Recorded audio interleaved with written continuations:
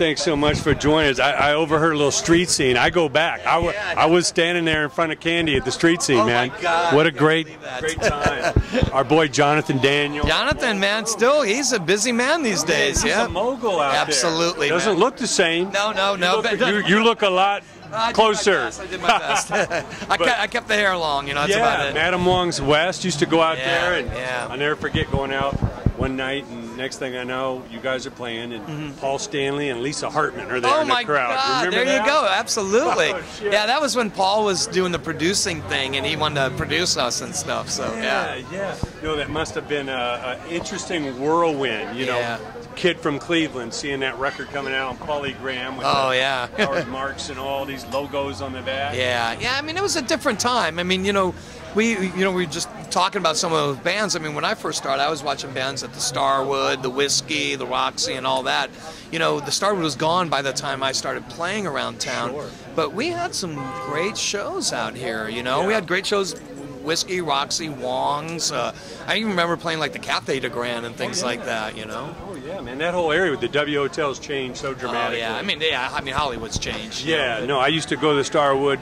Unfortunately, I went there the night Lennon died. I lived a block away, and you know, Howard Cosell is telling us about the news. I'll never forget that day. But you know, the Starwood was an amazing place. But you know, from kills to thrills. Tell us about getting a call. Obviously, Slash and whoever said, "Man, hey, we need you to step up." Well, I mean, that was one of those things that in life you got to try. You know, that you can't just sit around and wait for things to happen. You got to try. When Izzy had left the band, I was really good friend. I mean, even though I knew the guys in GNR, they weren't really in my Rolodex. You know, I hadn't talked to them since the success had happened. You know, but Josh Richmond was working with the band, and him I talked to quite a bit. So when it went down, I called Josh. I said, "Hey man, is that true? Did Izzy really leave the band?" He goes, "Yeah." He goes, "You know what? Slash wants to get a hold of you." And I go, "Really?" And he goes, "Yeah." So that night I got a call from Slash, you know, and it's like, "Hey, we need a new guitar player. Can you come down tomorrow?" You know, and I go, well, yeah. And that was, of course, he called me at like midnight, you know. Right. So I showed up the next day, and you know, I just played like a couple songs with them, and I didn't even really know the songs. Where was the rehearsal? You know what? I honestly don't remember. It was in the Valley somewhere. It wasn't Mates.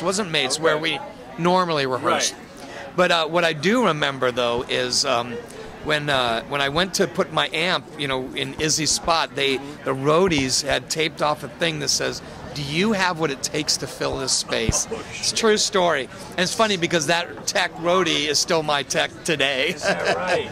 Yeah, and you know, I just put my amp in, and you know, I mean, obviously nobody wanted Izzy to leave, you know, right. but he did, and I got my shot, and it was good. You know, we were really comfortable. The band sounded a little bit better. It was a little stronger, you know, from then. Well, you know, times change. Obviously, you had a good run. It changed your life, but you've been making music since a teenager. Absolutely. I know you've been producing a lot of bands now and doing your solo thing in the Kings of Chaos and all that. You know, what keeps you motivated? Is it still the teenager inside that just loves a killer song and a great track? It's a little bit of everything. I mean, it's a little bit of just being realistic and realizing who you are, you know, and what you do. And look, there are times when things aren't going so well where you really got to dig and go, man, you know, I need to make a little bit more money than we're making, you know. And look, I'm a bright guy. There are a lot of other things you can do. But deep down, no matter what, I'm still a guitar player. It is what I am. It is who I am. And I still enjoy it. Like when I'm playing and I plug in my Les Paul and a Marshall, I'm a happy guy, man. That is, besides my family, that is when I'm the happiest. Brings you back to those first days in the basement? Yeah, you feel good, you know. I mean, you know, I think it's really remembering how you felt, and you felt good, and that's what brings me there. Sure. Well, you know, we're in hallowed halls here, you know, a block from Geffen, you know, a block down the street from Tower Sunset. Yep. You know, what do you miss the most about this strip here? Well, you know what I miss is the camaraderie. You know, what I really miss was, you know, being able to come down and seeing the guy. I mean, even like what happened today, you know, walking in and there's Tammy and there's Ricky and the guys from Junkyard I haven't seen in a long. Ron Young. These are guys that I knew really well. But, you know, we've all moved on with their lives. We have families and, you know, we've done different things. But that camaraderie of going out and, you know, if you're not having a great day, you can hang with your friends and have a drink and you forget about all that shit, which is really what entertainment, music, and all that is for.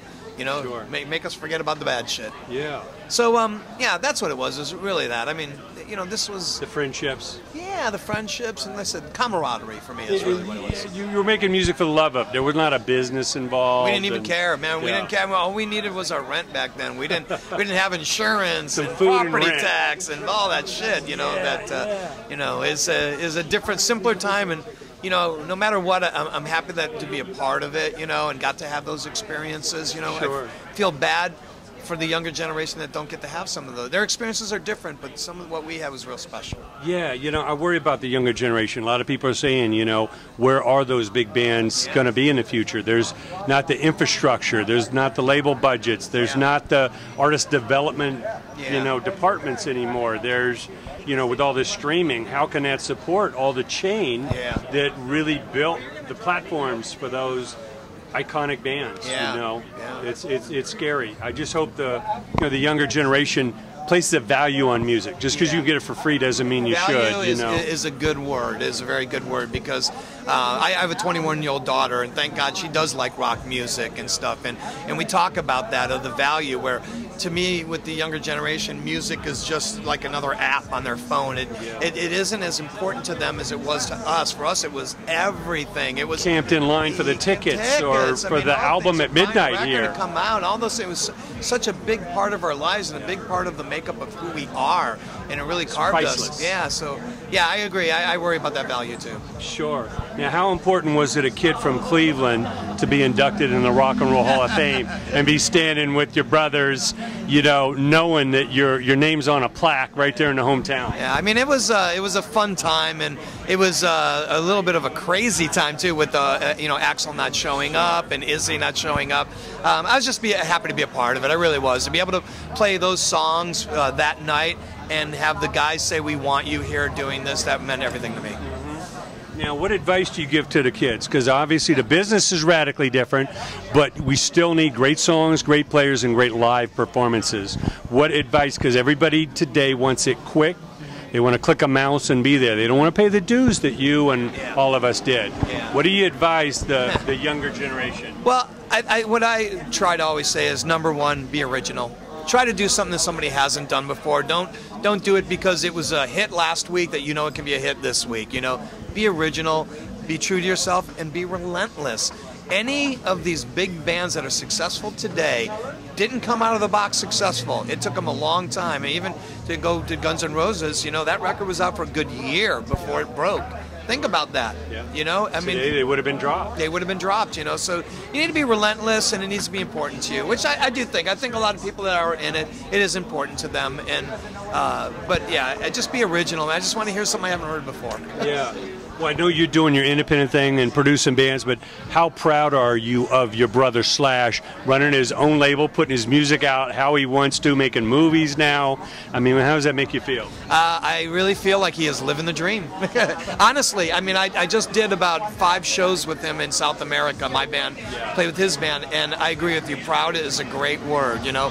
And I felt weird because, you know, I don't talk to him that much anymore. And when you get that opportunity to talk to him, like, you know, I almost felt like a fan going, dude, I'm so happy. This is great. I mean, look at this. These people are here to see you. You know? I mean, he's more famous now than he ever was, you know? So, yeah, I am. I'm extremely proud, and thank God he's out there doing what he's doing. You know, we need it. We need rock and roll. And a whole lot of drama and a whole lot more independence. Absolutely, absolutely. Just sticking to your guns and, you know, doing what you believe in. Yeah. Well, I know it's important to keep a fan. I remember you tell me at one point that Slash had given you a big portrait of Mark Bolan. Oh yeah, I know you're a huge. I still have fan. that. I still have. Of course, I do. You know, a huge fan of that '70s British, the Bowie, the Sweets, the T-Rex. Man, what does that music mean to you? Is it there with you every day in your heart? Always, always. I mean, there are a lot of things that I liked about it. Number one was just people being themselves, being able to be original, to be different, and you know, making a mark in music. You know, that, like I said, is not the same thing you just heard last week. You know, and that's what Bowie did. I mean, his lyrics are friggin' out there. If you had those lyrics today, nobody would listen to you because everybody has to have a category and it has to have a meaning behind it. Bowie always didn't always have a meaning behind it. You know, it was just art. You know, and the same with Mark Bolan. I mean, to be such a great guitar player, you know, and have those songs, which a lot of them are really kind of pop songs, but have that great rock and roll guitar in it. said, it's the ultimate for me. Sure.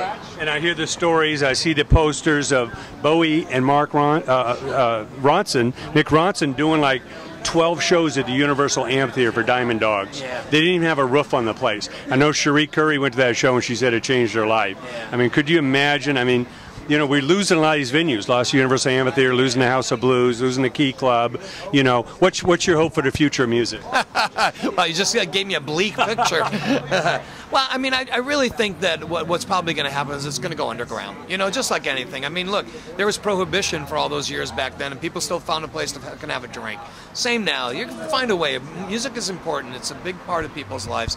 If you don't have the big corporate venues, we'll have somewhere else to play. It might be a little dirtier, a little darker. You might not have the monitor mix you're used to, but it'll go underground. I don't think that's such a bad thing for rock and roll.